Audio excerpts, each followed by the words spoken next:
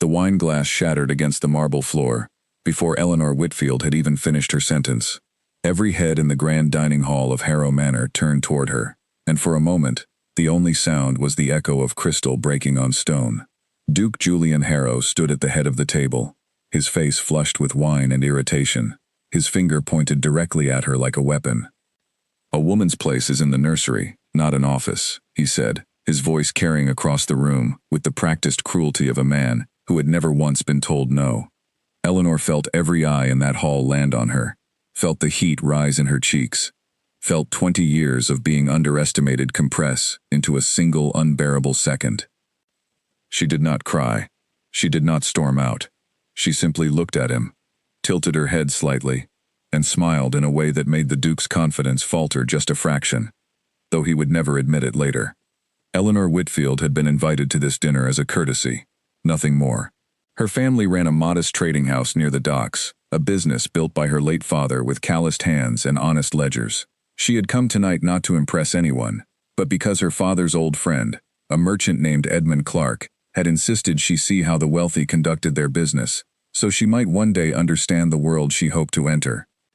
What she had not expected was to spot, within the first 20 minutes of dinner, a fatal flaw in the very deal the Duke was celebrating. The Duke had been boasting about a new shipping venture, one that would supposedly triple the value of his estate within 2 years.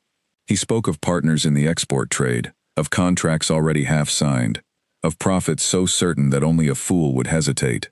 Eleanor listened carefully, the way her father had taught her to listen, not to the words alone, but to the numbers hiding behind them.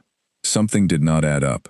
The volume of cargo the Duke described could not possibly be moved by the number of ships his partners claimed to own. Either the partners were lying about their fleet, or they were planning to borrow ships they did not yet have, which meant the entire venture rested on credit that could vanish overnight. She had only meant to ask a question, a simple, polite question, about how the partners intended to source additional vessels if their current fleet could not handle the promised volume. It was a fair question, the kind any careful investor would ask before committing a single coin. The Duke had not seen it that way. He had laughed first, a short barking sound meant to humiliate her, before an answer was even given.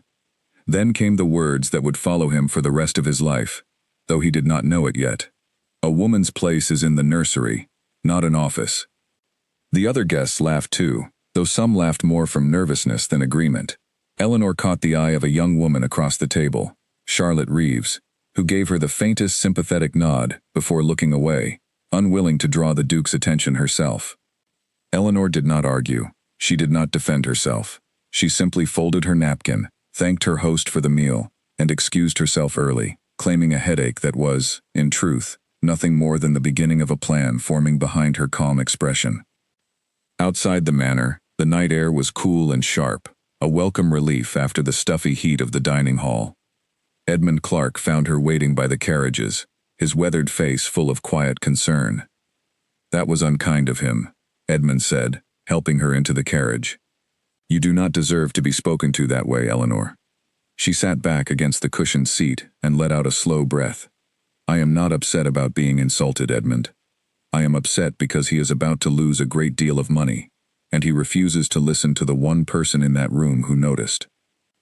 Edmund studied her for a long moment, the way he often did when she said something that reminded him too much of her father. "What did you notice?" Eleanor explained it carefully.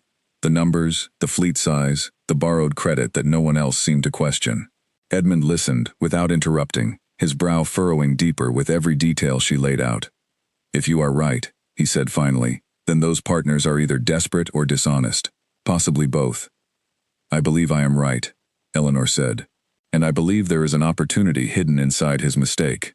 The carriage rattled through the quiet streets of the city, past shuttered shops and dim lamplight, while Eleanor's mind raced ahead of the wheels beneath her. She was not thinking about the insult anymore. She was thinking about the shipping company itself, about the true owners behind the paperwork the Duke had been shown, about who might actually control those vessels the Duke's partners claimed to have secured. If the partners did not truly own enough ships, then someone else did, and that someone might be looking for a better deal than the one currently being offered to a proud Duke who had not bothered to check his own numbers. By the time the carriage reached her modest home above the family trading office, Eleanor had already decided what she would do next. She would find out exactly who controlled that fleet. She would learn the truth of the shipping venture before the ink dried on the Duke's signature, and if her instincts were correct, she would find a way to reach those true owners before anyone else realized the opportunity existed. She did not sleep well that night. Every time she closed her eyes, she saw the Duke's pointed finger, heard his dismissive words echo through her mind, felt the burn of humiliation all over again.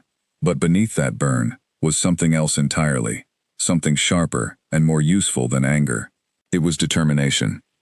Her father used to say that the worst thing a rival could do was underestimate you, because it meant they would never see you coming. Eleanor had spent her whole life being underestimated. Tonight, for the first time, she intended to use it. The next morning, she was awake before dawn, seated at her father's old desk with a stack of shipping ledgers borrowed from the trading house archive. She traced every recorded voyage of vessels matching the description the Duke had given, cross-referencing names, routes, and cargo weights against public shipping records kept at the harbor office. It took hours, but slowly, a picture began to form. The fleet the Duke's partners claimed to control was smaller than advertised, and worse, several of the vessels listed were already committed to other contracts that would not be completed for months.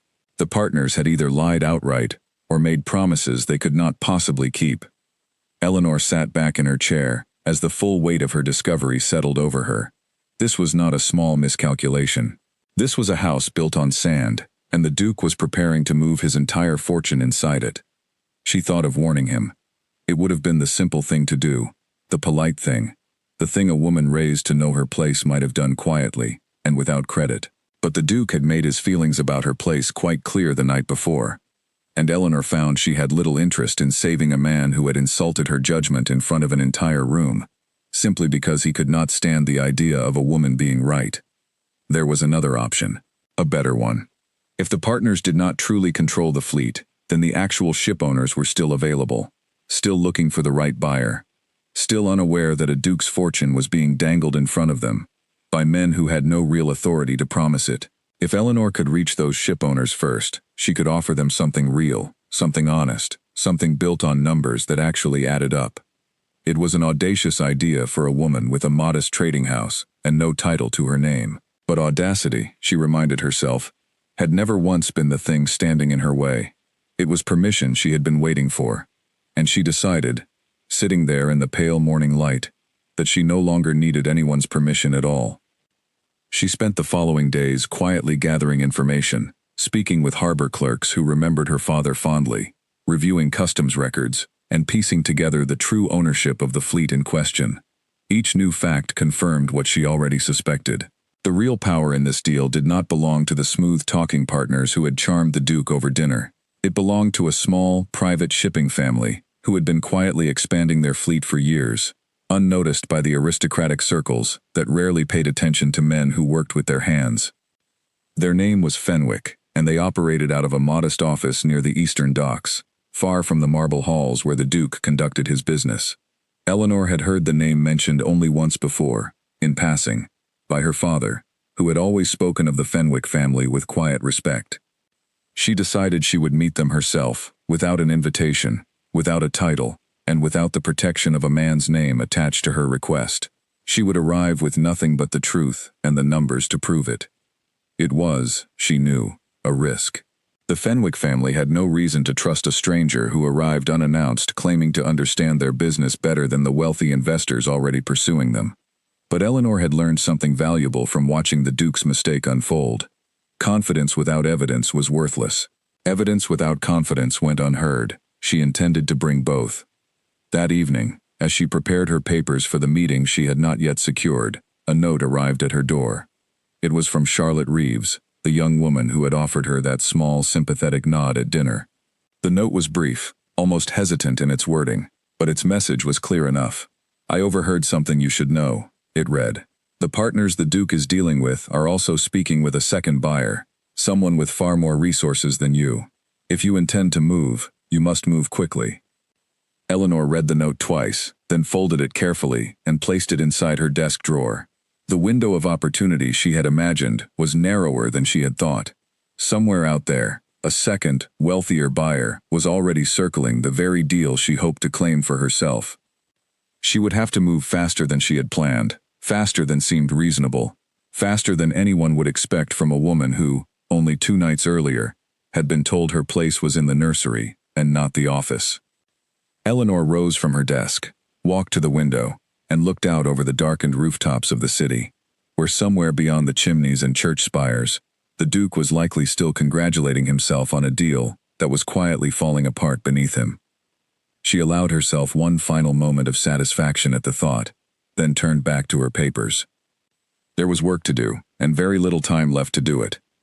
By midnight, she had drafted a letter to the Fenwick family, careful and precise, laying out exactly what she knew about the true condition of the fleet, and exactly what she believed she could offer that no one else currently pursuing them had considered.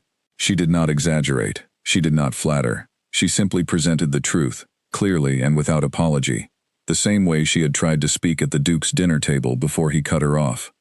This time, she intended to make certain she was heard. She sealed the letter, set it aside to be delivered first thing in the morning, and finally allowed herself to rest, though sleep did not come easily. Her mind kept circling back to the Duke's words, to the laughter of the room, to the quiet fury that had settled into something colder and more useful over the past 2 days. She was no longer thinking about proving him wrong for the satisfaction of it. She was thinking about building something real, something that would stand long after his shipping venture collapsed under the weight of its own dishonest promises. Somewhere in that darkened room, as the candle burned low and the city outside grew quiet, Eleanor Whitfield made a private promise to herself. She would close this deal, not for revenge, though the thought of the Duke's expression when he learned the truth was not entirely unwelcome. She would close it because she was capable, because she had earned it, and because no one, not a Duke, not a room full of laughing guests, not a lifetime of being told where her place belonged, would ever again convince her to stay quiet when she knew she was right. The letter went out with the first light of morning, carried by a trusted messenger toward the eastern docks, toward the Fenwick family office, toward an uncertain but determined future that Eleanor intended to build entirely on her own terms. What she did not yet know was that the second buyer Charlotte Reeves had warned her about was already scheduled to meet with the Fenwick family that very same week, and that the race to secure the deal had only just begun. Edmund Clark arrived at her door just after sunrise, his coat still buttoned crookedly from being pulled on in haste. He had heard, through his own network of old contacts, that something unusual was stirring near the docks, and he wanted to know exactly what his old friend's daughter had set into motion. Eleanor met him at the door with the calm, steady expression of someone who had already made her decision and had no intention of turning back. "Come inside, Edmund," she said. "There is a great deal to explain, and even more to do before the week is finished." He followed her in, and as the morning light spread across the modest little office where her father had once built an honest business from nothing at all, Eleanor began to lay out her plan, piece by piece, number by number, exactly as she intended to present it to the Fenwick family, and exactly as she intended to prove, once and for all, that she belonged in that office after all. The Duke, meanwhile, remained entirely unaware that the woman he had humiliated at his own dinner table was, at that very moment, 3 steps ahead of him and moving faster with every passing hour. The Fenwick office near the eastern docks was nothing like the marble halls Eleanor had walked through 2 nights earlier. It was a squat brick building with salt-stained windows and the constant smell of tar and rope drifting in from the harbor. A far cry from the Duke's dining hall, yet Eleanor found she preferred it immediately. There was an honesty to the place that no amount of crystal or candlelight could ever replicate. She arrived just past 9 in the morning, her letter already delivered and, she hoped, already read. Edmund walked beside her, quiet but watchful, ready to step in if the family proved difficult, though privately he suspected Eleanor would need no help at all. The door was opened by a woman, perhaps 10 years older than Eleanor, sharp-eyed and plainly dressed, with ink stains on her fingers that suggested she handled her family's ledgers herself, rather than trusting the work to a clerk. This was Margaret Fenwick, the eldest daughter of the family patriarch, and, as Eleanor would soon learn, the true mind behind most of the family's decisions. "You are the one who sent the letter," Margaret said, more statement than question. Eleanor nodded and introduced herself properly, along with Edmund, who offered a respectful bow that seemed to ease some of the tension in Margaret's shoulders. "Come in then," Margaret said. "My father is not fond of strangers, but he is fond of people who do their homework, and your letter suggests you have done a great deal of it." Inside, the office was cluttered, but organized in the way that only made sense to the people who worked there daily. Charts of the coastline covered one wall, shipping schedules another, and at a large wooden table sat an older man, with a weathered face and sharp, assessing eyes. This was Arthur Fenwick, Margaret's father, and the true owner of the fleet in question. He did not rise to greet them, but he did gesture toward 2 empty chairs, which Eleanor took as invitation enough. "Your letter claims the men courting us for a shipping partnership do not actually control the volume of cargo they have promised their investor," Arthur said, skipping past pleasantries entirely. "That is a serious accusation." "It is not an accusation," Eleanor said, keeping her voice level despite the flutter of nerves in her chest. "It is a conclusion based on public shipping records, which I have brought with me, along with my own calculations." She placed her papers on the table, spreading them carefully so that Arthur and Margaret could examine each figure for themselves. She walked them through her reasoning, exactly as she had rehearsed it the night before, showing which vessels were already committed elsewhere, which routes could not possibly be completed within the promised timeline, and how the numbers presented to the Duke simply did not match the reality of what the Fenwick fleet could deliver under its current obligations. Margaret leaned over the papers, tracing a finger down one column, then another, her brow furrowing with the particular intensity of someone recognizing a truth they had already half suspected themselves. "This matches what we already feared," Margaret said quietly, glancing at her father. "The men who approached us made promises about our fleet's capacity that we never agreed to."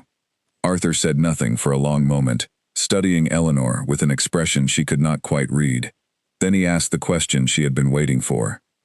"If what you say is true, and it seems to be, then why bring this to us, instead of simply warning the Duke his deal is built on sand?"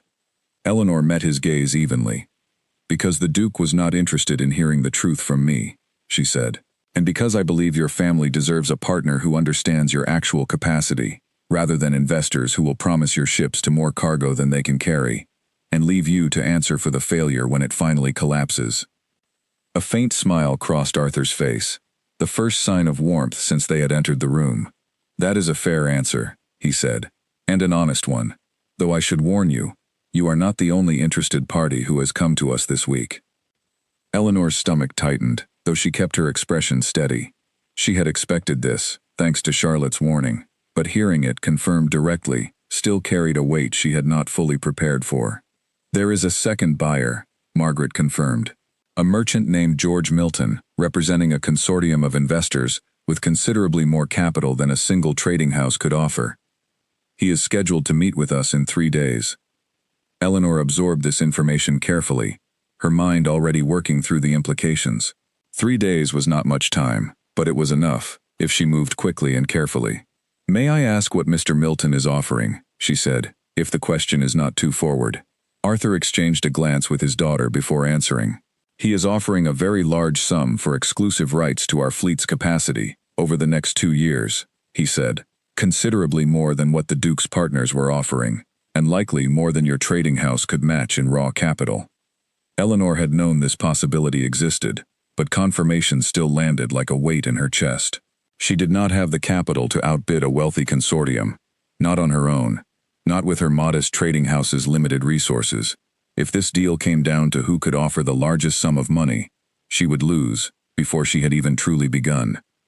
But money, she reminded herself, was not the only thing that mattered in a partnership like this. And she suspected, watching the careful, guarded way Arthur Fenwick studied his own ledgers, that the Fenwick family valued something beyond simple profit. "I cannot match Mr. Milton's capital," Eleanor said honestly, deciding that pretense would serve her poorly here. "But I can offer something his consortium likely cannot, a partnership built on trust, on fair terms that protect your family's fleet rather than exploit it to its breaking point, and on a working relationship that does not treat you as a resource to be used up and discarded once the contract ends." Arthur was quiet for a long moment, his fingers tapping slowly against the wooden table. Margaret watched her father with the patient expression of someone who had learned, over many years, exactly when to speak and when to let silence do the work instead. Finally, Arthur spoke again. 3 days, he said. That is how long you have to bring me something that convinces me trust is worth more than the difference in capital you cannot match. I make no promises beyond that, Miss Whitfield, but I am willing to listen further, provided what you bring me is worth my time. It was not a guarantee. It was not even a firm commitment.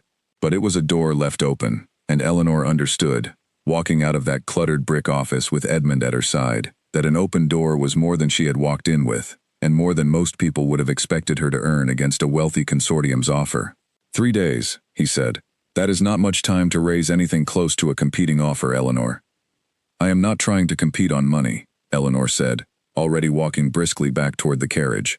I am trying to compete on something Mr. Milton's consortium cannot offer at all. I need to understand exactly what his consortium plans to do with the Fenwick fleet if they win this contract, and I suspect the answer will not paint them in a favorable light. Edmund raised an eyebrow. You believe Milton's consortium intends to overextend the fleet as well? I believe large consortiums built on outside capital rarely care about the long-term health of the businesses they invest in, Eleanor said. They care about returns. If I can show the Fenwick family exactly what kind of strain Milton's plans would place on their ships and their workers, it may matter more to Arthur Fenwick than the difference in coin. Over the following 2 days, Eleanor worked with a focus that left little room for rest. She reached out to contacts along the docks, men and women her father had known for decades, people who trusted the Whitfield name, even if they had never met Eleanor herself. Slowly, piece by piece, she began to assemble a picture of George Milton's consortium, and what she found only confirmed her instincts. Milton's group had a history of aggressive expansion, buying exclusive rights to smaller fleets and pushing them well past sustainable operating limits in pursuit of short-term profit. 2 previous shipping families who had partnered with his consortium had seen their vessels damaged beyond ordinary wear within 18 months, their crews exhausted, their long-term contracts left in disarray once Milton's investors extracted their returns and moved on to the next opportunity. Eleanor compiled this information carefully, cross-referencing it with harbor inspection records and testimonies from sailors who had worked those overextended routes. It was not the kind of information easily hidden. Not once someone knew where to look, and Eleanor had learned exactly where to look from years of watching her father conduct honest business among dishonest competitors. On the evening before her second meeting with the Fenwick family, Charlotte Reeves arrived unannounced at Eleanor's door, her expression tight with worry. The Duke knows something is wrong with his deal, Charlotte said without preamble, stepping inside out of the evening chill. His partners have gone quiet, and rumors are spreading that the shipping arrangement he boasted about at dinner may not be as solid as he claimed. Eleanor felt a flicker of grim satisfaction, though she pushed it aside quickly, unwilling to let distraction slow her focus. Does he suspect why the arrangement is unraveling? Not yet, Charlotte said, but it will not take long before someone tells him a woman he insulted at his own dinner table is the reason his partners cannot deliver on their promises. Eleanor considered this for a moment, weighing the risk. Let him wonder, she said finally. I have no interest in confronting him before this deal is finished. My focus is on the Fenwick family, not on proving a point to a man who has already proven every point I need him to prove about himself. Charlotte studied her for a long moment, then smiled, a genuine warm expression that softened the worry in her face. You are far more composed than I would be in your position, Eleanor. I am not composed, Eleanor admitted. I am simply too busy to spare the energy for anger right now. There will be time for that later, perhaps, once the deal is closed. Charlotte laughed softly at that, and the 2 women spoke a while longer, Charlotte sharing what small pieces of information she gathered from her own circles, information that, while not decisive on its own, added useful texture to the picture Eleanor was building of both her rival and her opportunity. By the time Eleanor arrived back at the Fenwick office 2 days later, she carried with her not only her original financial analysis, but a detailed accounting of George Milton's history with smaller shipping families, along with sworn statements from sailors willing to speak honestly about the strain his previous partnerships had placed on their vessels and their lives. Arthur Fenwick listened without interruption as she laid out everything she had gathered, his expression growing more serious with each new detail. Margaret, seated beside her father, occasionally exchanged a quiet glance with him, the kind of silent communication that comes only from years of working closely together. When Eleanor finished, The room fell into a long, heavy silence. "You have done a remarkable amount of work in a very short time," Arthur said finally. "I have done what was necessary," Eleanor replied. "Your family's fleet is not simply a business asset to be leveraged for the largest possible sum. It represents years of careful work, and I believe you deserve a partner who understands that difference, even if that partner cannot match every coin a wealthy consortium might offer." Arthur exchanged one more glance with his daughter, and something unspoken passed between them, a decision reached without a single word needing to be said aloud. "Mr. Milton arrives tomorrow afternoon," Arthur said. "Before I make any decision, I intend to hear his offer directly. But I will tell you this, Miss Whitfield. You have given me more reason to trust your intentions in 2 meetings than most partners manage to earn in 2 years." It was not yet a deal, but it was, Eleanor understood, walking back out into the cool evening air, the strongest position she could have hoped to reach with 3 days and no fortune of her own to offer. The real test, she knew, was still to come, and it would arrive tomorrow, in the form of a wealthy consortium's smooth-talking representative who had no idea just how thoroughly Eleanor Whitfield had already prepared to meet him. George Milton arrived at the Fenwick office exactly on time, dressed in a fine coat that had clearly never seen the salt spray of a working harbor. He carried himself with the easy confidence of a man accustomed to getting exactly what he wanted, and he greeted Arthur Fenwick with a firm handshake and a smile that did not quite reach his eyes. Eleanor had asked Arthur if she might be present for the meeting, and to her quiet relief, he had agreed, provided she remained silent unless invited to speak. She sat near the back of the room beside Edmund, watching carefully as Milton laid out his consortium's offer with the polished ease of a man who had given this same presentation many times before. He spoke of guaranteed payments, of exclusive rights, of the prestige that would come from being associated with such a large and well-connected group of investors. He spoke quickly, confidently, filling the room with numbers that sounded impressive on the surface, but grew thinner the closer Eleanor examined them in her mind. Arthur listened patiently, occasionally asking a sharp question that Milton answered smoothly, never once losing his easy charm. It was, Eleanor admitted to herself, an impressive performance. But a performance was all it was, built on the same kind of confident assumption that had led the Duke to laugh off her warning at his own dinner table. Finally, Arthur turned to Eleanor. "Miss Whitfield has raised some concerns about how a partnership with your consortium might affect the operating condition of my fleet over time," he said. "I would like to hear your response to those concerns directly." Milton's easy smile flickered for just a moment, before settling back into place. He turned to look at Eleanor properly for the first time since entering the room, his gaze assessing, faintly dismissive, the same look Eleanor had grown quite familiar with over the years. "And what concerns might those be?" he asked, his tone polite, but edged with condescension. Eleanor rose from her seat, keeping her voice calm and measured. "Your consortium has previously partnered with 2 smaller shipping families," she said.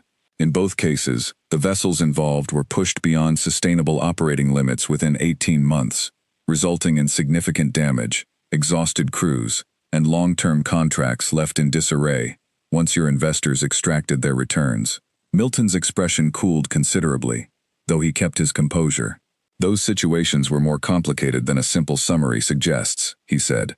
"I am happy to review the details with you," Eleanor replied. "If you believe the sailors who provided sworn statements about the conditions they worked under were mistaken about their own experiences." A tense silence settled over the room. Arthur watched the exchange closely, his expression unreadable, though Margaret's eyes had narrowed with sharp interest. Milton recovered quickly, forcing his easy smile back into place. "Every business arrangement carries some risk of strain," he said smoothly. "That is simply the nature of ambitious growth. I would think a woman running a modest trading house would understand the value of ambition." Eleanor did not flinch at the barb. "I understand ambition quite well," she said. "I also understand the difference between ambition that builds something lasting and ambition that consumes everything in its path for short-term gain, leaving nothing but wreckage behind once the profits are collected." Arthur's mouth twitched, the faintest hint of a smile he quickly suppressed. Milton, sensing the shift in the room, tried a different approach, turning his attention back to Arthur directly and away from Eleanor entirely. "Regardless of past arrangements," he said, My consortium's current offer stands far above anything a smaller trading house could realistically provide. Numbers, in the end, are numbers. Numbers matter, Arthur agreed slowly. But so does the condition my fleet will be in 5 years from now, 10 years from now, long after your consortium has moved its capital elsewhere in pursuit of its next opportunity. I have spent my life building this fleet, Mr. Milton. I do not intend to hand it over to be worn down for a temporary profit, no matter how large the initial sum. Milton's confident expression finally cracked, just slightly, as he realized the meeting was not proceeding the way he had expected. He glanced at Eleanor with something closer to genuine irritation now, the polite mask slipping to reveal a flash of the same dismissive contempt she had seen on the Duke's face 2 nights earlier. You seem quite certain of yourself for someone with so little capital behind her, he said, his tone sharper now. I am certain of my numbers, Eleanor replied evenly, and I am certain of the difference between a partner who intends to build something and a partner who intends to extract everything of value before moving on. If that certainty troubles you, Mr. Milton, perhaps it is worth asking why. The room fell silent again, heavier this time. Arthur rose slowly from his seat, signaling that the meeting had reached its natural conclusion. Thank you for your presentation, Mr. Milton, he said. I will consider everything discussed here today and provide my decision within the week. Milton gathered his papers with visibly less grace than he had entered with, offering a stiff farewell before departing the office without another glance in Eleanor's direction. Once the door closed behind him, the tension in the room eased considerably, and Margaret let out a soft laugh she had clearly been holding back. That was well handled, Margaret said, looking at Eleanor with newfound respect. He did not expect to be challenged so directly. Arthur nodded slowly, settling back into his chair with the thoughtful expression of a man working through a difficult decision. You have given me a great deal to consider, Miss Whitfield, he said. I will not pretend the difference in capital between your offer and Mr. Milton's is a small matter. It is significant, and I have a responsibility to weigh it carefully against everything else discussed here today. I understand, Eleanor said. I only ask that you weigh it fairly, alongside everything else you now know about what a partnership with each of us would truly look like over time. Arthur promised to consider her request seriously, and Eleanor left the Fenwick office that afternoon, uncertain of the outcome, but satisfied, at least, that she had presented her case as honestly and thoroughly as she possibly could. The rest, for now, rested in Arthur Fenwick's hands. Edmund walked beside her in comfortable silence as they made their way back toward the trading house, until finally he spoke. You handled Milton better than I expected, he said. He came in expecting an easy victory. He came in expecting no resistance at all, Eleanor said. That has been the pattern with every man I have encountered this week. They assume silence, and they are unprepared when they receive facts instead. Edmund chuckled softly. Your father would be proud of you, Eleanor. I have watched you these past days, and I see so much of him in the way you work. Eleanor felt a warmth spread through her chest at those words, quieter and steadier than the satisfaction she had felt watching Milton's composure crack. I hope so, she said softly. I hope I am building something he would recognize as worthy of the name he built before me. The following days passed slowly, filled with the particular tension of waiting for a decision that would shape the course of Eleanor's future, far more than she had originally anticipated when she first sat down to review those shipping ledgers. She used the time productively, meeting with her father's old contacts to explore what financial arrangements might strengthen her position further, should Arthur Fenwick decide in her favor. She also began quietly preparing for a possibility she had not yet allowed herself to fully consider. If she secured this partnership, she would need far more than her modest trading house currently possessed to properly manage a relationship of this scale.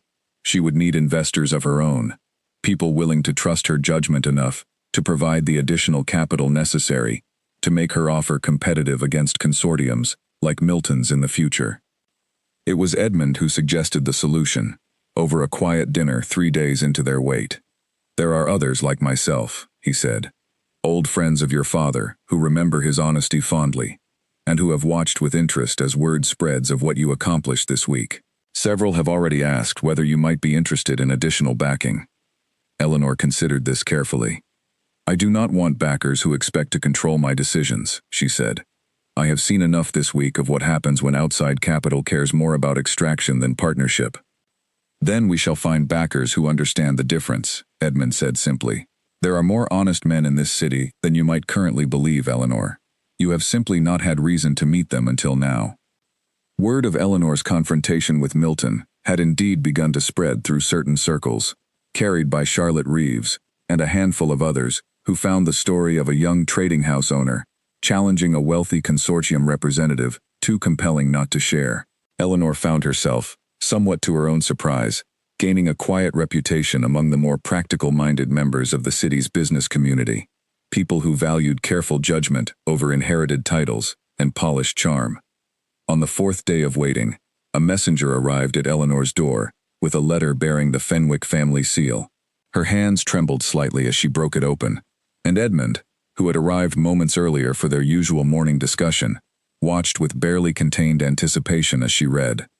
The letter was brief, direct, exactly the way Arthur Fenwick conducted all his business. It requested her presence at the Fenwick office the following morning to discuss the terms of a proposed partnership agreement. Eleanor read the words 3 times before she fully allowed herself to believe them. Arthur Fenwick had chosen her offer over George Milton's consortium, not because her capital matched his, for it did not, but because he had come to trust, through her careful research and honest presentation, that a partnership with her would build something lasting rather than something that would collapse once the profits were extracted. Edmund embraced her warmly, his eyes shining with pride he made no attempt to hide. "Your father would be so very proud," he said again, his voice thick with emotion. Eleanor allowed herself a moment to simply feel the weight of what she had accomplished, before her mind, ever practical, turned immediately toward the work still ahead. Securing the partnership was only the beginning. Now came the far more demanding task of negotiating fair terms, arranging the additional capital her trading house would need, and preparing to manage a relationship of a scale far beyond anything her father's modest business had ever attempted.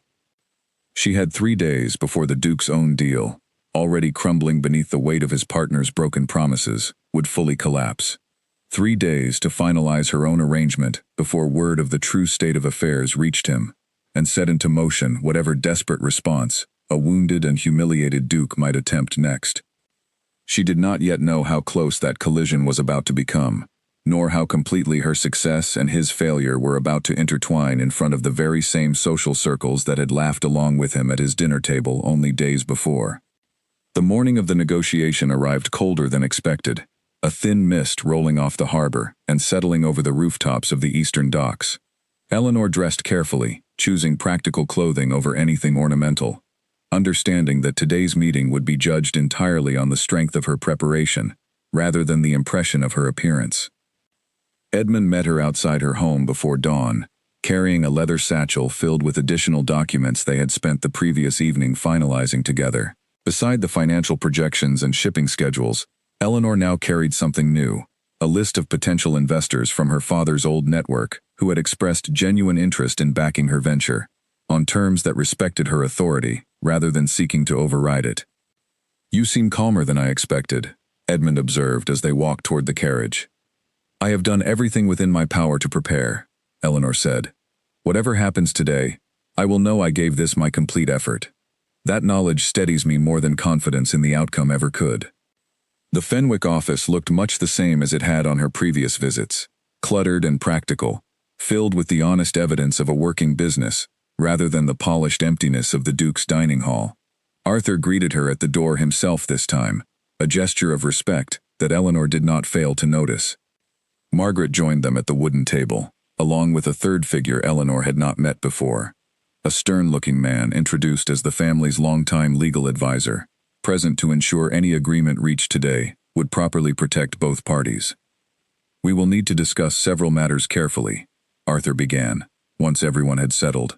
"The scope of the partnership, the length of the agreement, the division of responsibilities, and, of course, the matter of capital." Eleanor nodded, opening her satchel and laying out her documents with the same careful precision she had brought to every previous meeting. "I have prepared a proposal addressing each of those points," she said, along with a list of additional investors who have expressed interest in supporting this venture, should you require assurance that my trading house can meet its financial obligations at the scale this partnership demands. Arthur reviewed the list with evident interest, occasionally exchanging a glance with his legal advisor, who nodded approvingly at several of the names included. These are respected men, the advisor said. Their willingness to back you speaks well of the confidence you have earned in a very short time. The negotiation that followed lasted the better part of the day, moving through each point with careful, methodical attention. Eleanor found herself grateful for every hour she had spent studying her father's old contracts, every late night spent learning the intricacies of shipping law and financial structuring that most young women of her station were never taught, but which she had absorbed simply by paying attention when others assumed she was not listening. There were difficult moments. Arthur pressed hard on the question of exclusivity, wanting assurance that Eleanor's trading house would not seek additional partnerships that might divide the fleet's attention or dilute the relationship they were building together. Eleanor, in turn, pressed equally hard on protections for the Fenwick crews, insisting on clear limits regarding voyage frequency and cargo weight that would prevent the kind of strain Milton's consortium had inflicted on previous partners. By late afternoon, as the mist outside finally burned away under a pale winter sun, the two sides had reached an agreement that satisfied both parties.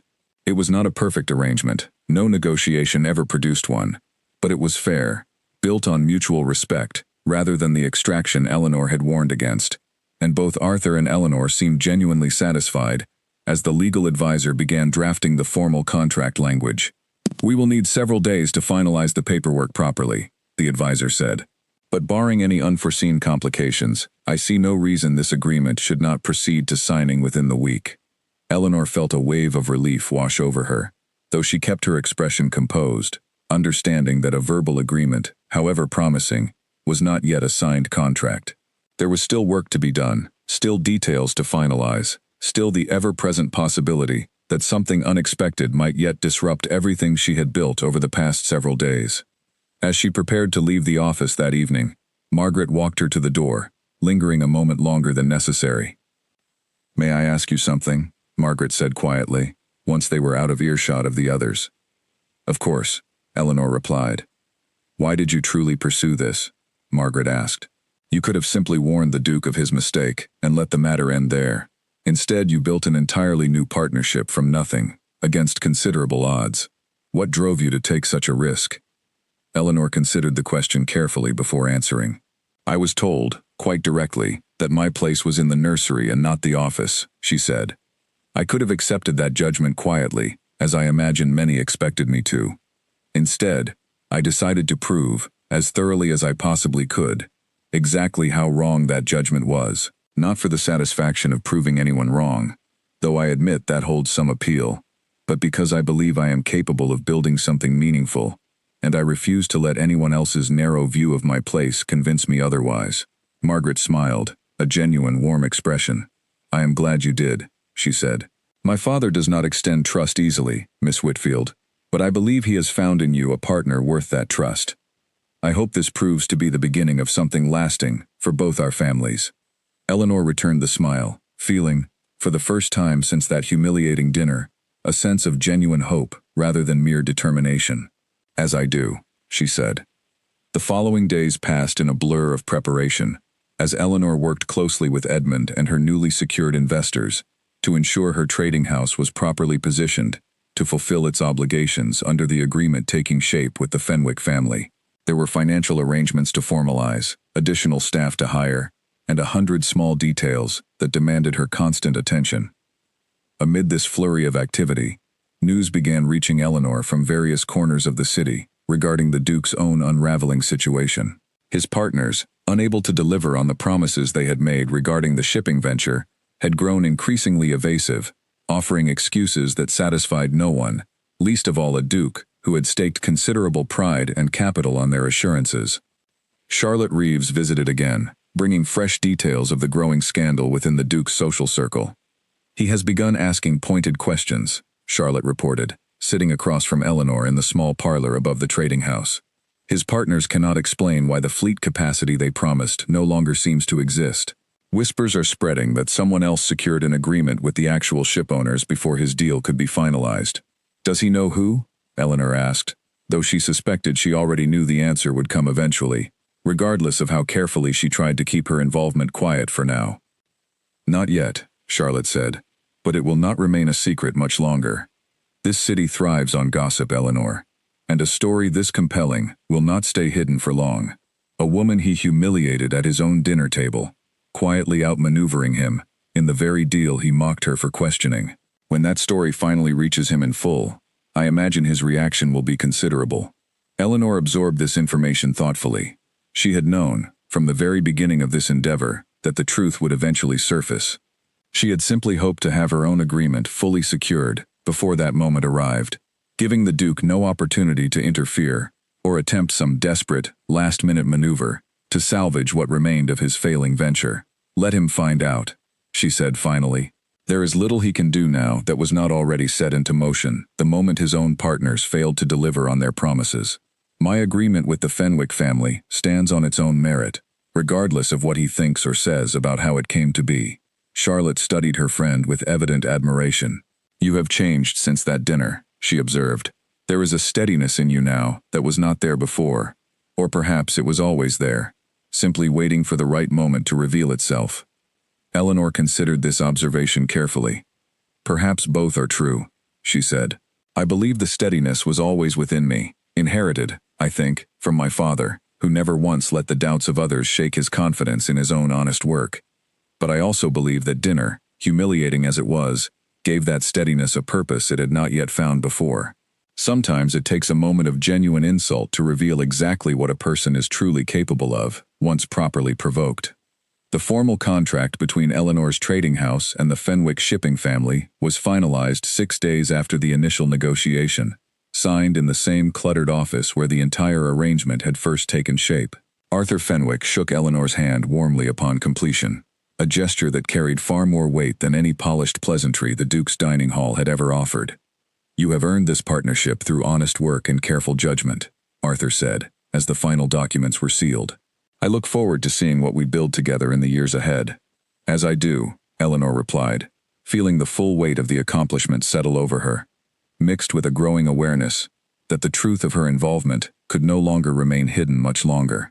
Word would reach the Duke soon, if it had not already, and Eleanor understood that the next chapter of this story would not be one she could fully control. That evening, as she walked home through streets, now familiar with the particular satisfaction of hard-won success, a carriage bearing a crest she recognized immediately rolled slowly to a stop beside her. The door opened, and Eleanor found herself face to face, for the first time since that humiliating dinner, with Duke Julian Harrow himself, his expression a mixture of confusion, anger, and something else entirely that Eleanor could not quite identify in the fading evening light. Eleanor stopped walking, her heartbeat quickening, despite her best efforts to remain composed. The Duke stepped down from his carriage slowly, his usual confident bearing noticeably absent, replaced by something closer to weary frustration. "Miss Whitfield," he said, his voice carrying none of the mocking tone from their previous encounter, "I believe we should speak." Eleanor considered simply walking on, offering nothing more than a polite nod before continuing toward home. But she found, standing there in the cooling evening air, that she had no interest in avoiding this conversation. She had earned the right to face him directly, without flinching, and she intended to do exactly that. "I am listening, Your Grace," she said, keeping her voice even and betraying nothing of the satisfaction quietly building within her. The Duke ran a hand through his hair, an unusually casual gesture for a man who typically presented himself with rigid formality. "My partners have failed to deliver on the shipping venture we discussed at my dinner," he said. "Their promised fleet capacity does not exist. The entire arrangement has collapsed, and I have lost a considerable sum securing contracts that now appear worthless." Eleanor said nothing, waiting to see where this admission was leading. "I have also heard," he continued, his jaw tightening slightly, "that the true owners of that fleet have already signed an agreement with another party. A trading house I had not previously considered a serious competitor in matters of this scale." Eleanor met his gaze steadily. "That trading house is mine, Your Grace," she said. "I secured the agreement 6 days ago." The Duke's expression flickered through several emotions in quick succession, surprise giving way to something closer to reluctant understanding, and finally settling into an expression Eleanor had not expected to see on his face at all. It looked remarkably like humility, though clearly an unfamiliar and uncomfortable sensation for a man accustomed to command. "You knew," he said slowly. "That night, at dinner, when you asked about the fleet capacity. You already suspected something was wrong. I suspected, Eleanor confirmed. I did not yet know the full extent of the problem, but the numbers your partners presented never made logical sense, and I said as much, as clearly and respectfully as I could manage under the circumstances. The Duke was quiet for a long moment, his gaze drifting toward the darkening street before returning to Eleanor's steady expression. And instead of warning me privately, allowing me the opportunity to address the concern before it became public knowledge, he said, his voice carrying a faint edge of accusation, "You chose instead to pursue the opportunity for yourself." Eleanor felt a flash of genuine irritation at this attempt to shift blame onto her, though she kept her voice measured when she responded. "Your Grace," she said, "I attempted to raise my concern directly, at your own dinner table, in front of your own guests. You responded by telling me my place was in the nursery and not the office, and you dismissed my observation before I had even finished explaining it. I did not choose to pursue this opportunity instead of warning you. I pursued it because you made abundantly clear that my warning held no value in your eyes." The Duke flinched slightly at the direct reminder of his own words, and for a moment, the street between them fell into uncomfortable silence. "That was unkind of me," he admitted finally, the words seeming to cost him considerable effort. "I spoke without thinking, out of pride rather than genuine consideration of what you had actually observed." Eleanor did not respond immediately, allowing the silence to stretch, unwilling to offer him easy absolution, simply because he had finally managed a reluctant apology. "I do not say this to seek your forgiveness," the Duke continued, seeming to sense her reluctance. "I say it because it is true, and because watching my entire venture collapse, while you quietly built a successful partnership from the very opportunity I dismissed, has forced me to confront something I would have preferred to avoid confronting." "And what is that, Your Grace?" Eleanor asked, genuinely curious now despite herself.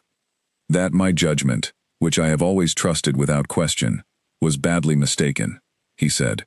"Not simply about the shipping venture, though that mistake alone has cost me a great deal, but about you specifically, and about what kind of judgment I dismissed without a moment's genuine consideration, simply because it arrived from a woman I assumed had nothing meaningful to contribute to a conversation about business." Eleanor studied him carefully, searching his expression for any sign of insincerity, any hint that this admission was merely a calculated attempt to salvage something from his failed venture. She found, somewhat to her surprise, that his discomfort appeared genuine, the kind of grudging honesty that comes only when a person's pride has been thoroughly and undeniably challenged by reality itself. "I appreciate your honesty, Your Grace," she said finally, "though I hope you understand that an apology, however sincere, does not undo the humiliation of that evening, nor does it change the fact that your dismissal cost you an opportunity you might have shared, had you simply been willing to listen." "I understand that completely," the Duke said. "I am not here to ask you to forget what happened, nor to pretend it did not cause real harm. I am here because I find myself, for the first time in longer than I care to admit, genuinely impressed by someone I badly underestimated, and I did not wish to let that realization pass without at least acknowledging it directly." Eleanor felt something shift within her at these words, not quite forgiveness, but perhaps the beginning of a grudging respect for a man willing, however belatedly, to admit his own significant error. "What will you do now?" she asked, curious despite the lingering resentment she still carried from that humiliating dinner. "I will need to rebuild considerably," the Duke admitted. "My reputation among my own investors has suffered, and rightfully so, given how badly I misjudged this entire venture. I imagine it will take considerable time and effort to restore the trust I have lost." Eleanor nodded slowly, understanding better than most the difficulty of that particular task. "I wish you fortune in that effort, Your Grace," she said, and found, somewhat to her own surprise, that she meant the sentiment genuinely, despite everything. The Duke studied her for a long moment, something thoughtful crossing his expression. "Might I ask you something else?" he said finally, his tone shifting into something more careful, more genuinely curious than anything he had displayed during their entire previous acquaintance. "You may ask," Eleanor said, "though I make no promise regarding my answer." "How did you accomplish this?" he asked. "In less than a week, with a fraction of the capital available to my failed partners, or to the wealthy consortium I understand also pursued the same fleet. How did you secure an agreement that eluded men with considerably more resources than a modest trading house could ever hope to match?" Eleanor considered the question seriously, recognizing in it something more than idle curiosity. "I did not compete on capital, Your Grace," she said. "I could not, and pretending otherwise would have been foolish. Instead, I focused on understanding what the Fenwick family actually valued, beyond simple profit. Their fleet represents generations of careful work, and they wanted a partner who would respect that work, rather than exploit it for short-term gain. I offered them honesty, careful planning, and genuine respect for what they had built. It turns out those qualities carry considerable weight, even against a much larger sum of money."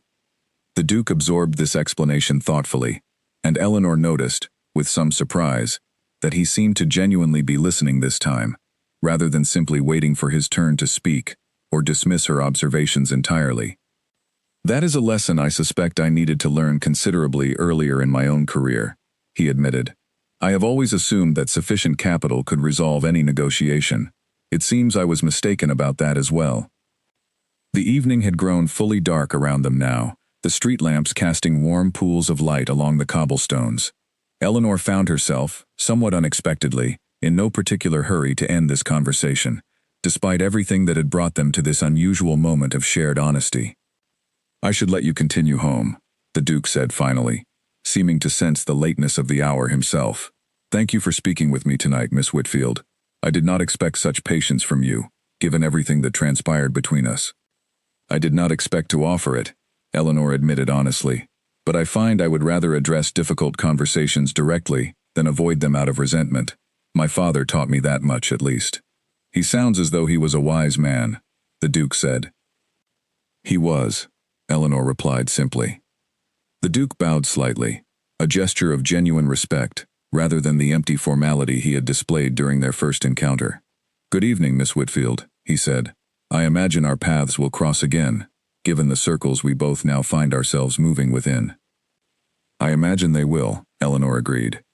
She watched his carriage pull away into the darkness, her mind working through everything that had just transpired.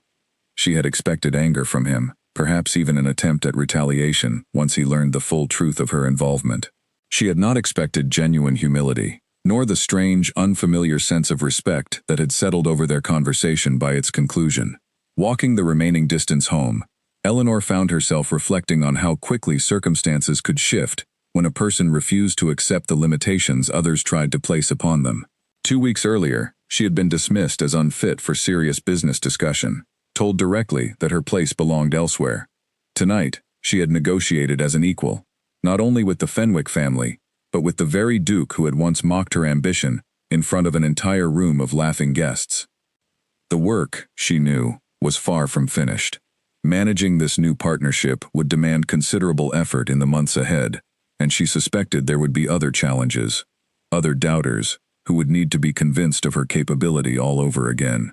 But for tonight, at least, Eleanor Whitfield allowed herself a quiet moment of genuine satisfaction, walking home beneath the gaslit streets of a city that was slowly, gradually, beginning to see her exactly as she had always known herself to be.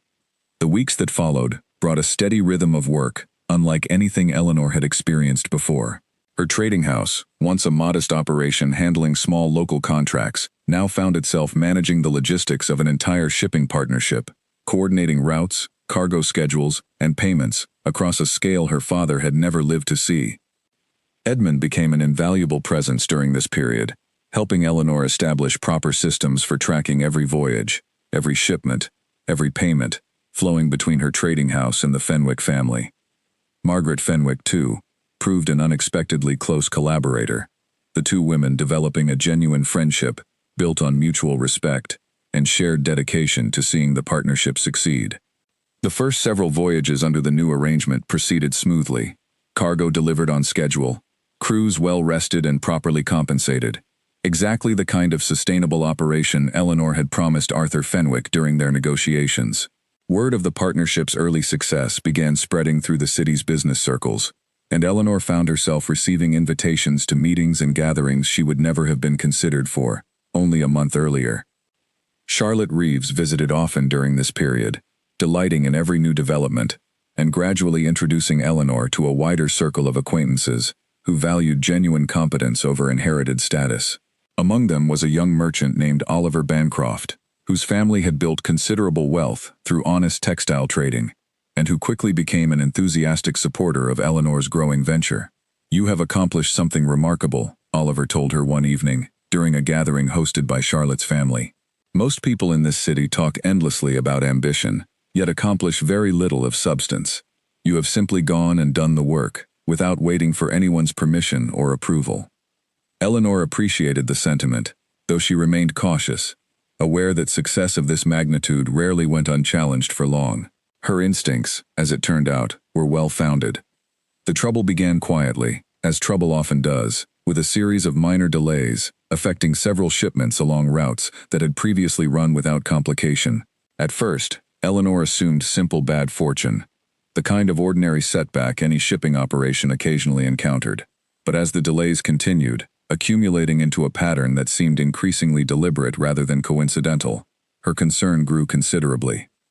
Arthur Fenwick arrived at her office one afternoon, his expression grim, carrying reports of yet another delayed shipment, this one significant enough to threaten an important contract Eleanor had recently secured with a merchant guild eager to expand their trade routes. "This is the fourth delay in 2 weeks," Arthur said, laying the report on her desk, each one traced to a different cause: weather, dock congestion, supply shortages, yet the pattern feels far too consistent to be entirely coincidental. Eleanor reviewed the report carefully, her mind working through the details with the same methodical focus she had applied to uncovering the flaws in the Duke's original venture. "Someone is interfering with our operations," she said slowly, the realization settling over her with growing certainty. Margaret, who had accompanied her father, frowned deeply. "Who would have reason to target us specifically?" she asked. "We have made no enemies that I am aware of, beyond perhaps disappointing Mr. Milton's consortium when we chose your offer instead." Eleanor's stomach tightened at the mention of Milton's name. It made a disturbing amount of sense. A man accustomed to winning every negotiation through sheer capital had been publicly outmaneuvered by a modest trading house he clearly viewed as beneath serious consideration. That kind of humiliation, Eleanor understood better than most, tended to breed exactly the sort of quiet, persistent retaliation now threatening her hard-won partnership. "I believe Mr. Milton may hold some responsibility for these disruptions," Eleanor said carefully, "though I have no direct proof yet." Arthur's expression darkened further. "If that is true," he said, "we face a serious problem. A consortium with his resources could cause considerable damage to our operations, even without directly breaking any law." Eleanor spent the following days investigating quietly, reaching out to her network of dock contacts and harbor officials, searching for any evidence connecting Milton's consortium to the pattern of delays affecting their shipments. It proved slow, careful work, requiring the same patience and attention to detail that had first revealed the flaws in the Duke's original venture, though this time the stakes felt considerably higher, given how much she and the Fenwick family now had invested in the partnership's continued success. Gradually, pieces began falling into place. A dock official, previously reliable and cooperative, had recently begun prioritizing shipments from a rival trading interest over Eleanor's contracts, despite no formal change in scheduling agreements. A supplier who had promised timely delivery of essential repair materials suddenly claimed unexpected shortages that seemed to affect only shipments connected to the Fenwick partnership. Individually, each incident might have passed as ordinary misfortune. Together, they painted a clear and troubling picture of deliberate interference. Eleanor brought her findings to Edmund one evening, laying out the pattern she had uncovered with the same careful precision she applied to every problem she encountered. "This is deliberate," Edmund confirmed, reviewing her notes with a troubled expression. "And skillfully done, I might add. Whoever orchestrated this understood exactly how to cause disruption without leaving obvious evidence of direct sabotage."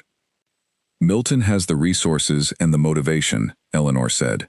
"He lost a significant opportunity to our partnership, and I embarrassed him rather publicly during our negotiation with the Fenwick family. I believe this interference is his response." Edmund considered this carefully.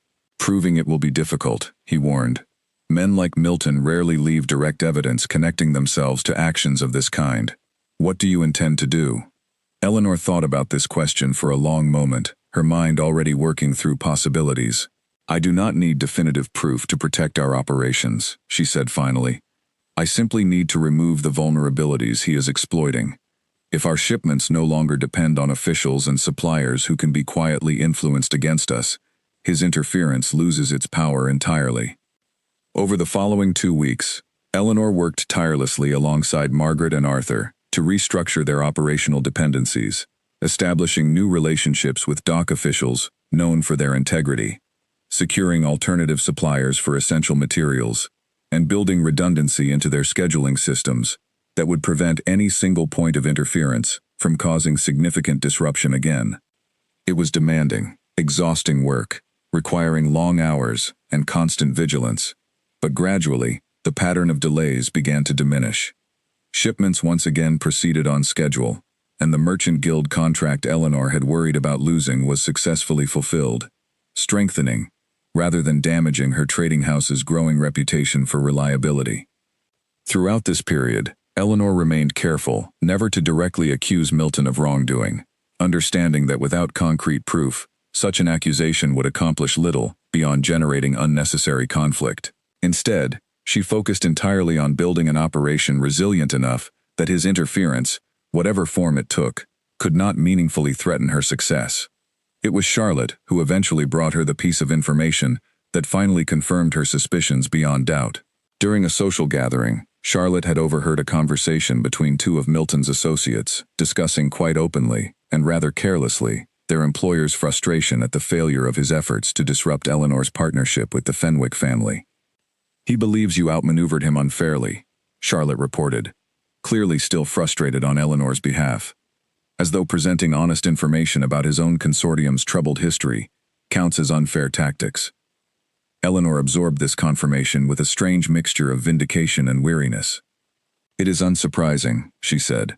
"Men who build their success entirely on capital and confidence rarely handle genuine competition well, particularly when that competition arrives from someone they assumed incapable of posing any real threat." "What will you do with this information?" Charlotte asked. Eleanor considered the question carefully. "Nothing directly," she decided finally. "I have no interest in engaging Mr. Milton in open conflict, particularly when our operations have already proven resilient enough to withstand his interference. Sometimes the strongest response to an enemy's failed attempt at sabotage is simply continued success, achieved so thoroughly that their efforts become irrelevant." Charlotte smiled at this, clearly satisfied with her friend's steady composure.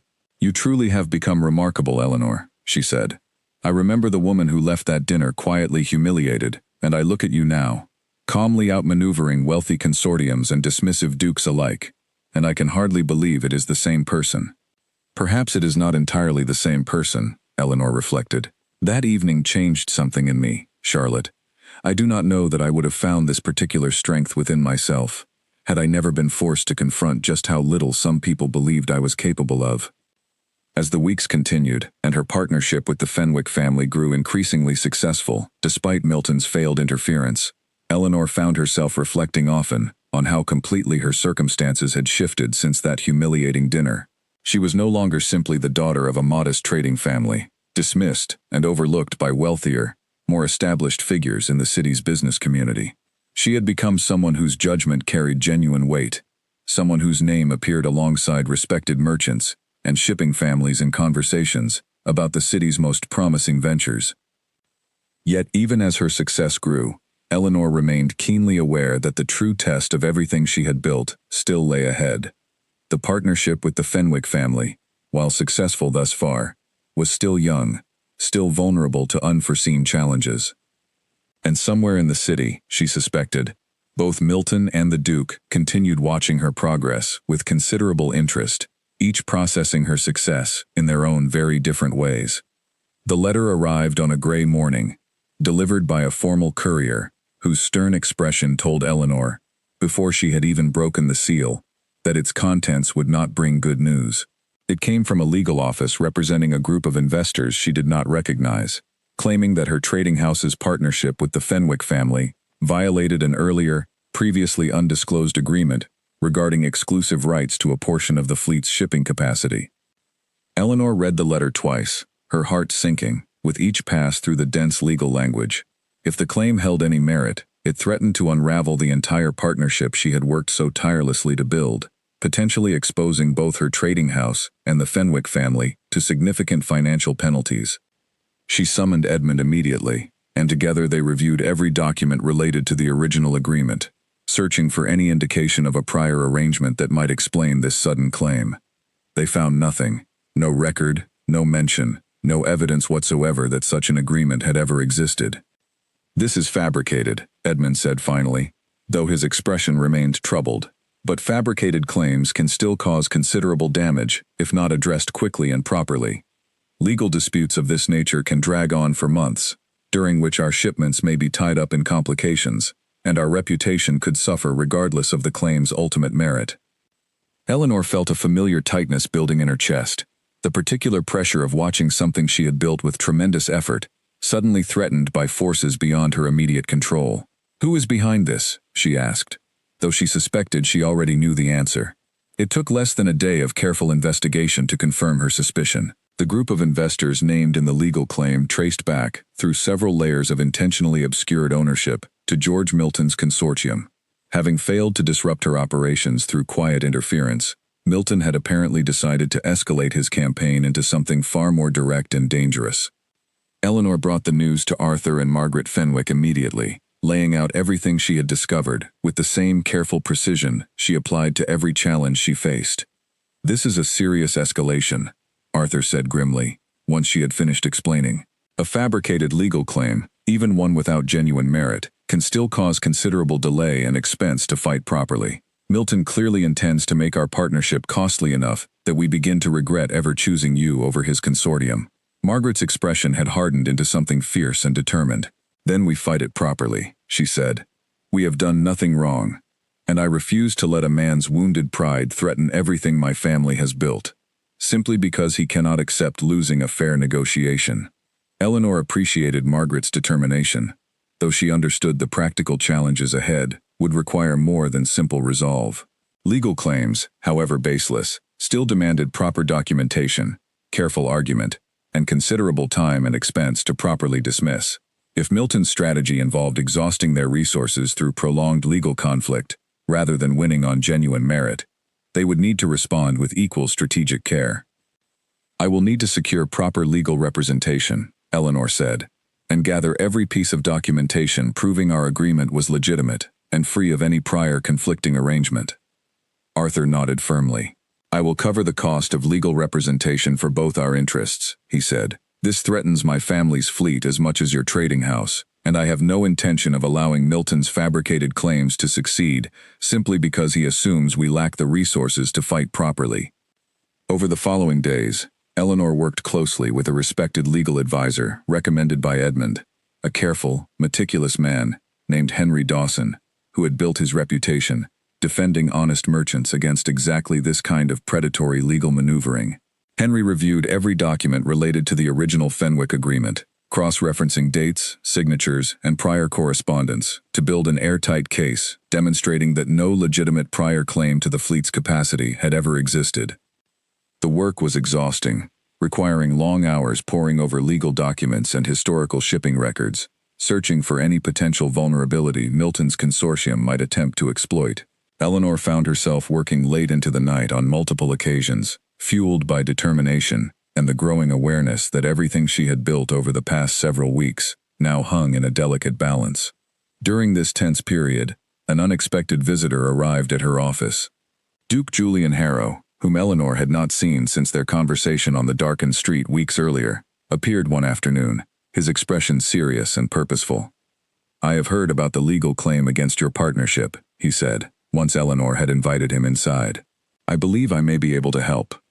Eleanor studied him carefully, uncertain what to make of this unexpected offer. "How so, Your Grace?" she asked. "I have my own considerable history dealing with George Milton's consortium," the Duke explained, "including documentation from my own failed venture, showing precisely how his associates structured misleading claims and agreements to their advantage. I believe some of what I possess may prove useful in demonstrating a pattern of similar predatory behavior, which could strengthen your legal position considerably." Eleanor considered this offer carefully, weighing her lingering wariness against the genuine value such evidence might provide. "Why would you help me?" she asked directly. "We are not exactly natural allies, given the circumstances of our first acquaintance. The Duke's expression grew thoughtful. Perhaps not, he admitted, but I have had considerable time to reflect on my own failures these past weeks, and on how badly I misjudged both the shipping venture and the person who tried to warn me of its flaws.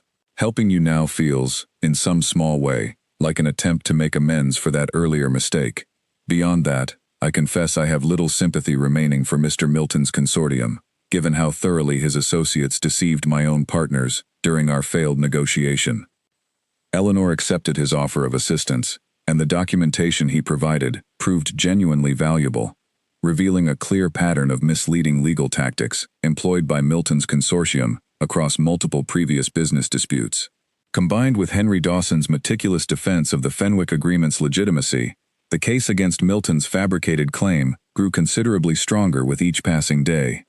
Still, the tension of the situation weighed heavily on Eleanor as the date for the formal legal hearing approached.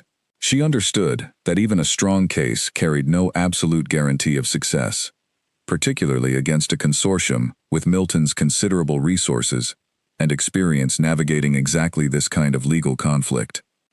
The night before the hearing, Eleanor found herself unable to sleep, her mind cycling through every possible argument Milton's representatives might raise, every potential vulnerability in her own case that she might have overlooked despite weeks of careful preparation. Edmund found her still awake in the early hours of the morning, reviewing documents by candlelight in the same quiet office where her father had once built his own honest business from nothing. "You have done everything possible to prepare," Edmund said gently, settling into the chair across from her.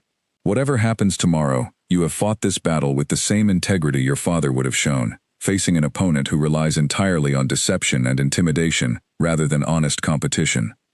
Eleanor appreciated his reassurance, though the weight of uncertainty remained heavy in her chest. "I have built something meaningful these past weeks, Edmund," she said quietly. "The partnership with the Fenwick family, the trust I have earned from people who once dismissed me entirely. I cannot bear the thought of watching it all unravel because of a fabricated claim designed purely to punish me for succeeding where Milton failed." "It will not unravel," Edmund said firmly. "Truth, properly documented and clearly presented, tends to prevail against fabrication, however skillfully constructed. You have truth on your side, Eleanor, along with more careful preparation than Milton's consortium likely anticipated when they first filed this claim." Eleanor drew what comfort she could from his words, though sleep still eluded her for most of that long, anxious night. When morning finally arrived, she dressed carefully, gathered her documents one final time, and made her way toward the hearing that would determine the fate of everything she had worked so tirelessly to build over the past several demanding weeks. The hearing room was smaller than Eleanor had expected, a modest chamber within the city's commercial court, filled with wooden benches and the particular hush of formal proceedings. Arthur and Margaret Fenwick sat beside her, along with Henry Dawson, who arranged his documents with the calm precision of a man who had argued many such cases before and rarely lost. Across the room, George Milton sat with his own legal representatives, his usual confident smile noticeably absent, replaced by a carefully controlled expression that nonetheless betrayed a certain tension around his eyes. Beside him sat the investors, named in the fabricated claim, men Eleanor did not recognize, though their nervous posture suggested they understood better than most exactly how weak their case truly was. The presiding magistrate, an older woman with sharp, assessing eyes, named Alice Fairweather, called the proceedings to order with brisk efficiency. Milton's legal representative rose first, presenting the claim with practiced eloquence, describing an alleged prior agreement that supposedly granted his clients exclusive rights to a portion of the Fenwick fleet's capacity, rights he claimed Eleanor's new partnership had knowingly violated. Eleanor listened carefully, watching Magistrate Fairweather's expression for any sign of how the argument was landing. The magistrate's face remained carefully neutral, giving nothing away, though Eleanor noticed her occasionally frowning slightly at certain claims that seemed to lack sufficient supporting documentation. When Milton's representative finished, Henry Dawson rose to present their defense, moving through his prepared argument with the same meticulous precision he had applied to every stage of their preparation. He laid out, point by point, the complete absence of any legitimate record supporting the claimed prior agreement, presenting instead clear documentation of the original negotiation between Eleanor's trading house and the Fenwick family, conducted openly and honestly, with no indication whatsoever of any conflicting prior arrangement.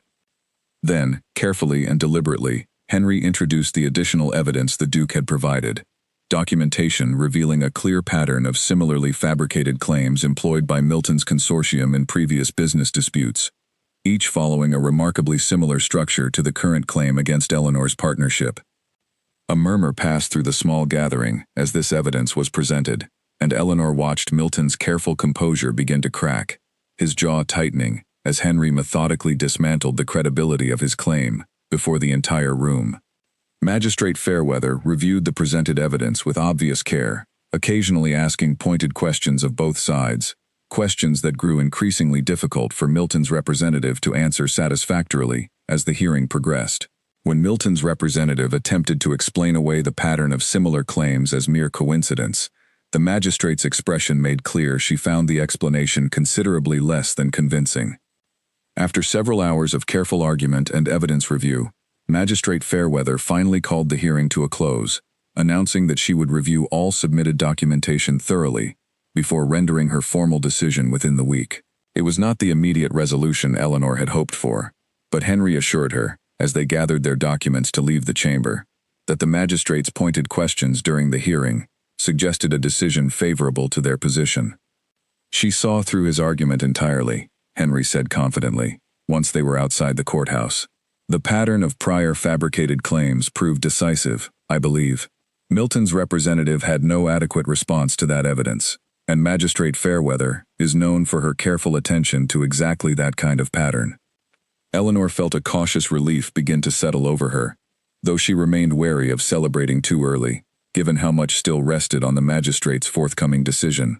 As they made their way down the courthouse steps, Eleanor caught sight of Milton, standing near his carriage, his expression tight, with barely contained frustration, as he watched her walk past with Arthur and Margaret Fenwick at her side. He approached briefly, his voice low enough that only Eleanor could hear his words clearly. "You have made a costly enemy, Miss Whitfield," he said, his tone carrying none of his earlier polished charm. "This will not be the last obstacle you encounter in this business." Eleanor met his gaze without flinching, drawing on the same steady composure that had carried her through every challenge since that humiliating dinner weeks earlier. "I have encountered obstacles before, Mr. Milton," she said calmly. "I have found, thus far, that they tend to reveal more about the character of those who create them than about any genuine weakness in my own position. I wish you fortune in finding more productive uses for your considerable resources going forward." Milton's expression darkened further at her composed response, but he said nothing more, turning instead toward his waiting carriage without another word. Eleanor watched him depart, feeling a quiet satisfaction settle over her that had nothing to do with vindictiveness and everything to do with the simple, steady confidence of someone who had faced a genuine threat and refused to be shaken by it. The following week passed slowly, filled with the particular anxious anticipation of awaiting a decision that would significantly shape the future of everything Eleanor had built.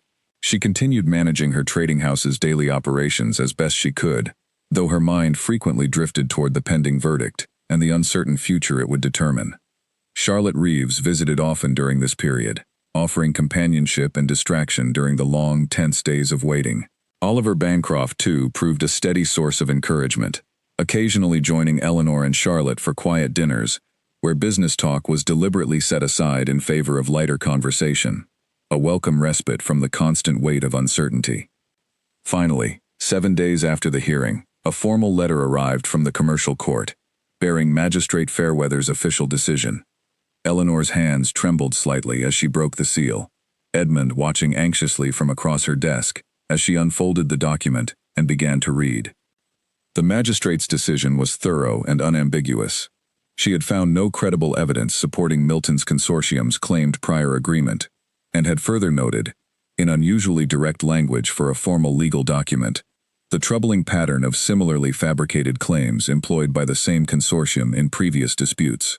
The claim against Eleanor's partnership with the Fenwick family was dismissed entirely, and Milton's consortium was ordered to cover the full legal costs incurred by both Eleanor's trading house and the Fenwick family in defending against what the magistrate explicitly described as a claim lacking any genuine merit. Eleanor felt a wave of relief, so profound it left her momentarily unable to speak. Simply staring at the document in her hands, as the full weight of the victory settled over her. Edmund, watching her expression, understood immediately what the letter must contain, and rose to embrace her warmly, his own relief evident in the tightness of his embrace. "You have won," he said simply, completely and decisively. Eleanor allowed herself a moment to fully absorb the victory, feeling the accumulated tension of the past several weeks finally begin to ease from her shoulders. She thought of her father, of everything he had taught her about honest business, conducted with integrity and careful attention to detail, and felt a profound sense that she had honored his memory through everything she had accomplished since that humiliating dinner had first set this entire journey into motion. She sent word immediately to Arthur and Margaret Fenwick, sharing the news of their shared victory, and received in return a warm invitation to celebrate together at their office that very evening. As Eleanor prepared to leave for the celebration, she found herself reflecting on how completely her circumstances had transformed since that painful evening weeks earlier, when a duke's dismissive words had threatened to define her place in a world that seemed determined to underestimate her capability at every turn. She had proven, through careful work and unwavering determination, exactly how mistaken that dismissal had been. And now, with Milton's fabricated legal threat decisively defeated, and her partnership with the Fenwick family stronger than ever, Eleanor Whitfield stood ready to embrace whatever challenges and opportunities still awaited her in the months and years ahead.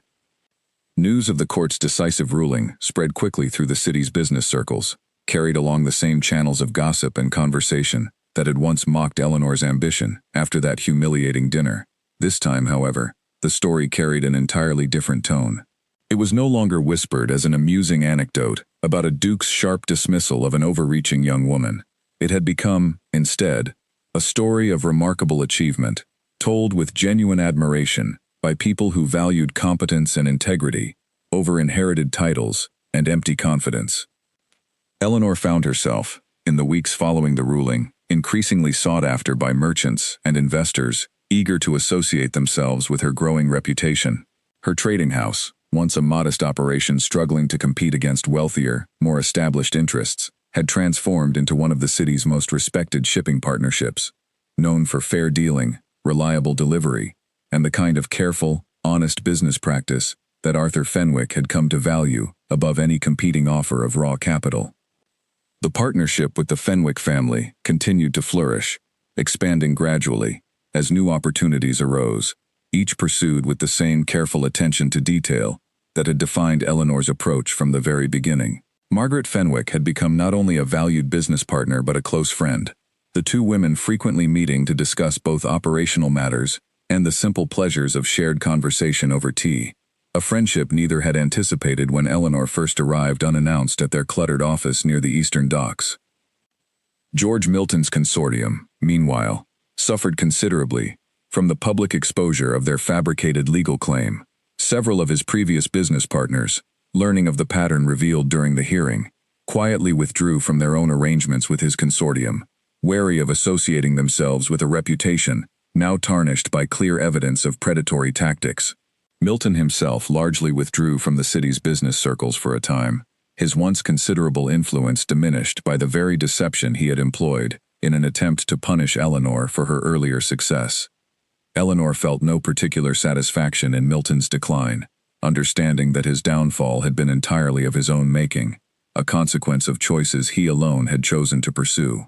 She focused instead on the steady, productive work of building her trading house into something genuinely lasting, something that might, in time, rival the established merchant families who had once looked upon her modest beginnings with quiet condescension.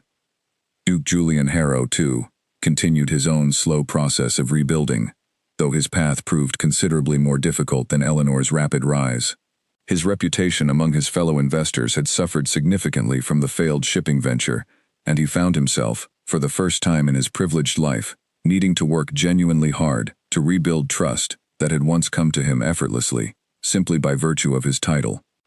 Eleanor encountered him occasionally at various social gatherings throughout this period, and each meeting revealed a man noticeably different from the arrogant figure who had dismissed her so cruelly at that first dinner. He listened more carefully now, asked genuine questions rather than delivering confident pronouncements, and seemed to have developed a quiet respect for careful, evidence-based judgment that had clearly been entirely absent from his character before his humbling failure. During one such gathering, hosted by Oliver Bancroft's family to celebrate the successful completion of a new textile trading agreement, Eleanor found herself seated near the Duke during dinner, an arrangement that would have seemed almost unimaginable only 2 months earlier. "Your trading house continues to prosper," he observed, as the meal progressed. "I have heard considerable praise for the partnership you built with the Fenwick family." "Thank you, Your Grace," Eleanor replied. "We have worked hard to build something that serves everyone involved fairly, rather than extracting value at anyone's expense." The Duke nodded thoughtfully. "I have come to understand the value of that approach rather more thoroughly than I once did," he admitted. "My own recovery has proceeded far more slowly than your success, largely because I am only now learning to build relationships based on genuine trust, rather than simple assumption of my own authority." Eleanor found herself genuinely curious about his ongoing efforts, and their conversation continued through much of the dinner, covering topics far removed from their original difficult history. She found him, somewhat to her continued surprise, an increasingly thoughtful conversational partner, willing now to listen carefully and consider perspectives he would once have dismissed without a second thought. As the evening drew to a close, the Duke walked her briefly toward her waiting carriage, an unusual gesture of courtesy that Eleanor noted without particular concern, given how thoroughly their relationship had shifted since that first painful encounter. "I have been considering something," he said, as they reached the carriage. "I wonder if you might be willing to hear a proposal, when circumstances allow for a more formal discussion." Eleanor raised an eyebrow with genuine curiosity. "What sort of proposal, Your Grace?" "A business proposal," he clarified quickly, perhaps sensing the ambiguity in his phrasing. "I have significant resources still at my disposal, despite my recent setback, and I have come to believe that a partnership with someone of your proven judgment and integrity would serve my remaining interests far better than the kind of arrangement I previously pursued with considerably less careful consideration." Eleanor considered this proposal thoughtfully, recognizing the significance of what the Duke was offering. A formal business partnership with a titled figure of his standing would open considerable new opportunities for her trading house, opportunities that even her successful arrangement with the Fenwick family had not yet made possible.